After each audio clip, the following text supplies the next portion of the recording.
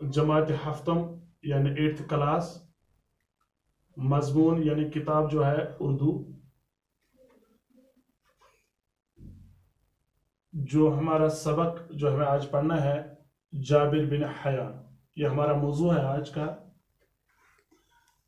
इसमें हम सबसे पहले जाबिर बिन हयान पर गुफ्तगू करेंगे, यानी इसी के ऊपर हम बातचीत करेंगे ग्रामर के एतबार से। जाबिर बिन हयान, इसमें अलम की एक कसम है, कुनियत। उसकी डेफिनेशन जो है माँ बाप और बेटे की निस्बत से जो नाम लिया जाता है उसको कुनियत कहते हैं, यानी वो कुनियत कहलाता है। जैसे मैं आपको बताऊंगा अबू हनीफा, बेटा यानी हनीफा का बाप, उम्मी असलम, असलम की माँ, बिन्त यूसुफ, यूसुफ की बेटी। यानी हम अगर किसी बेटी का नाम लेंगे, ये बेटी, आप बेटी खड़ा हो जाओ, आपको हम बोलेंगे ये बिन्ती यूसुफ है, यानी ये यूसुफ की बेटी है। इसका नाम हमारे को मालूम करने की जरूरत नहीं है, हम ऐसे भी कह सकते हैं बिन्ती यूसुफ, तो ये इसके ग्रामर के एतबार से हम इसको कुनियत कहते हैं।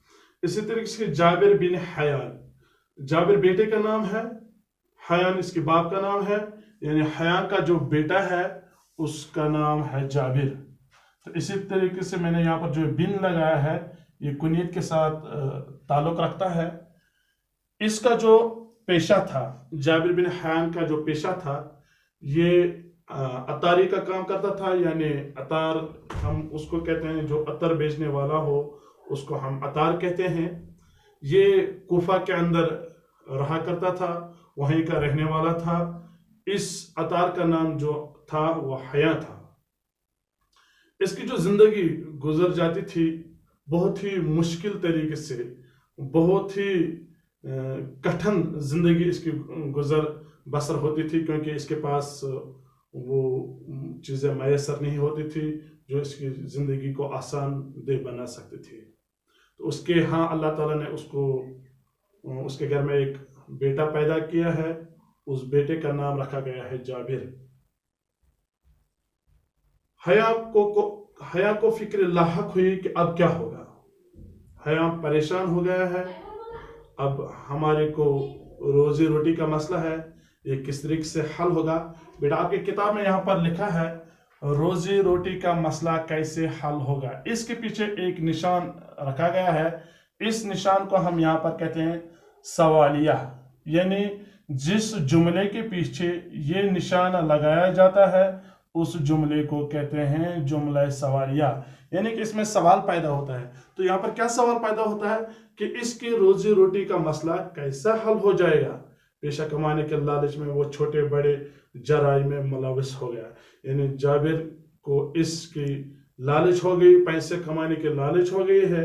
अब वो बड़े बड़े या छोटे छोटे जराइम में मुलविस हो गया है। जराइम, जुर्म और जराइम, यानी बहुत सारे जराइम उसने किए हैं, बहुत सारे जुर्म उसने किए हैं, उसको कहते हैं हम जराइम, ये इसका जमा है।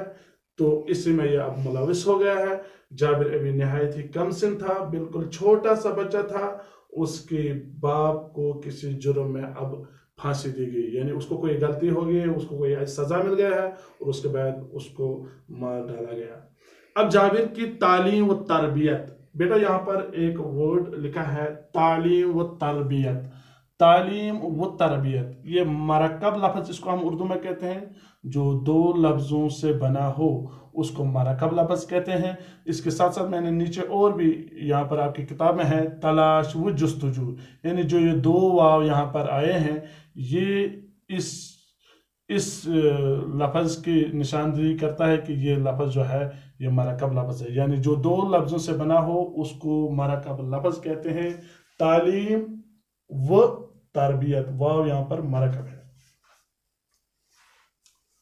अब इसकी माँ ने क्या किया बेटा, इसकी माँ ने अब जाबिर को पढ़ाने का शौक पैदा हो गया। इसने अपने इस बेटे को अपने रिश्तेदारों के यहाँ भेज दिया। उसके रिश्तेदार गांव में रहा करते थे, वहां पर उसको सबक पढ़ने के लिए भेजा।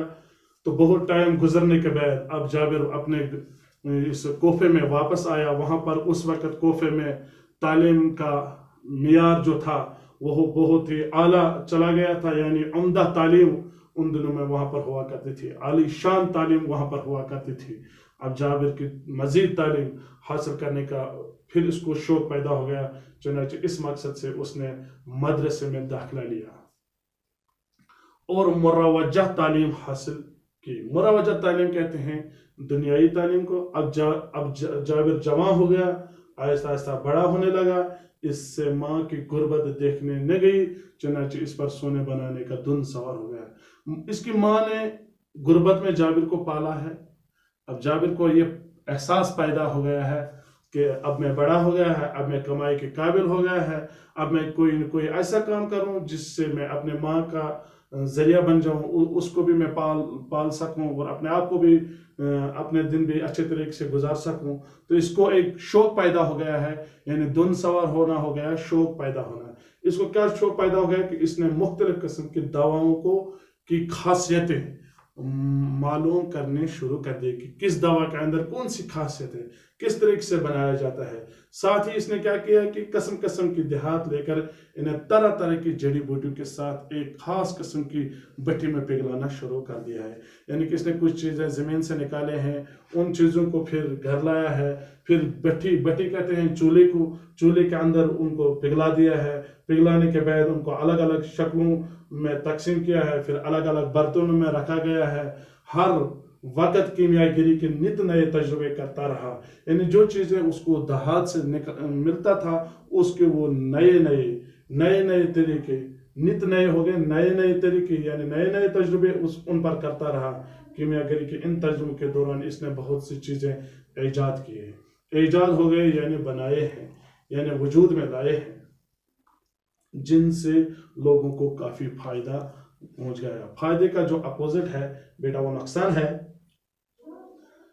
जाबिर से पहले दुनिया में इल्मी कीमिया यानी केमिस्ट्री में तजुर्बात की अहमियत से नावाकिफ थी। दुनिया को इस इल्म के बारे में कोई इल्मियत नहीं थी। ये इल्म जो दुनिया को दिया गया है ये जाबिर ही के एतबार से मिला है। इसने कीमियाई तजुर्बात की, इन तजुर्बात के उसूल और कवायद मरतब किए हैं।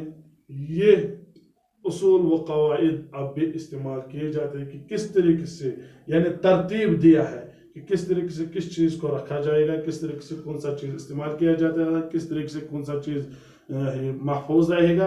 ये जाबिर ही था जिसने सबसे पहले हमें बताया कि ठोस चीज़ों को बुखारात में कैसे तब्दील किया जा सकता है। ये जाबिर बिन हयान एक साइंसदान लास्ट पर बना है, इसने हमारे को ये समझा दिया है कि ठोस चीज़ों को किस तरीके से बुखारात में तब्दील किया जा सकता है। इसने ठोस चीज़ों से हल्की लतीफ़ चीज़ें हासिल करके इन्हें दवाओं में मिला दिया है और दवाएं भी अच्छे तरीके से मज़ेदार यानी पीने के काबिल बना दिए हैं और इस्तेमाल में लाए हैं, जिसको हम आजकल के नाम से यानी आजकल हम इसको सब्लिमेशन के नाम से जाने जाते हैं।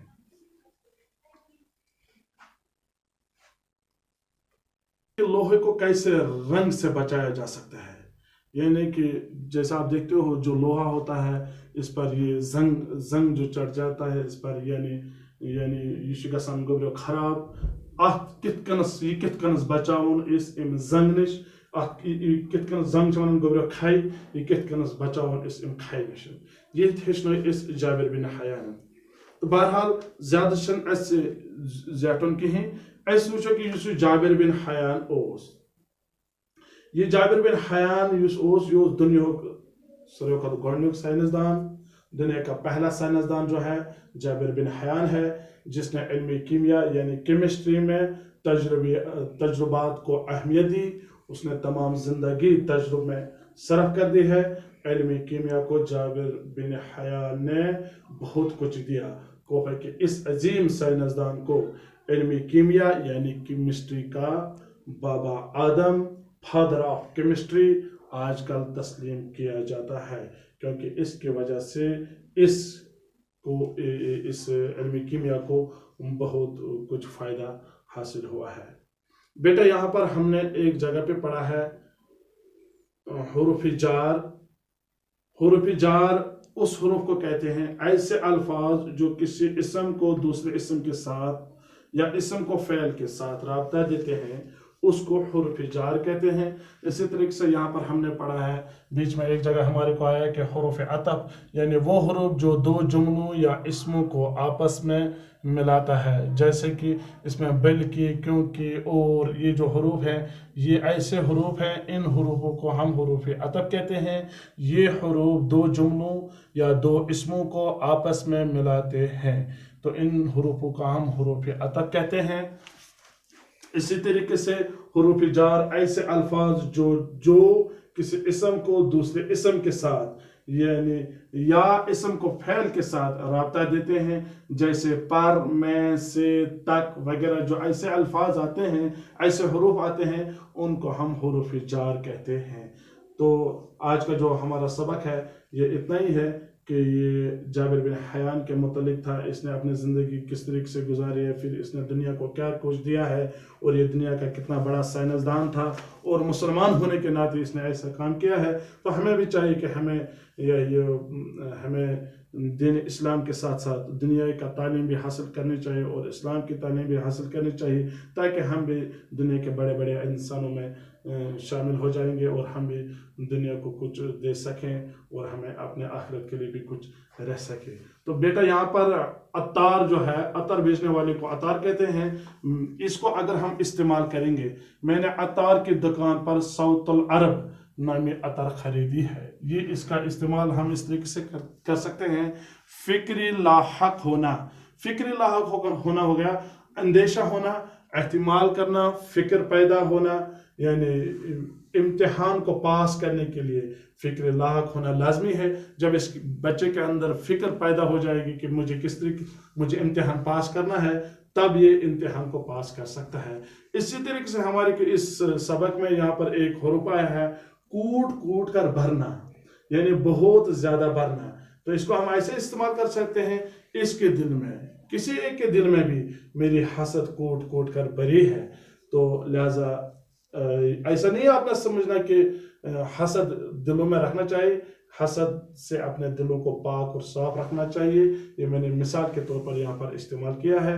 और हमने एक जगह पर पढ़ा है कि रोजी रोटी का मसला था। रोजी रोटी का मसला मतलब हो गया रोजगार का मसला, कि जब इंसान बड़ा हो जाता है फिर उसको ये परेशानी बन जाती है कि अब मैं किस तरीके से अपनी ज़िंदगी को बसर करूं, मुझे अब अपने अयाल के बारे में सोचना पड़ता है, उनके उठने बैठने का, उनके जो उनको ज़िंदगी बसर करने होते हैं उसके एतबार से सोचना पड़ता है।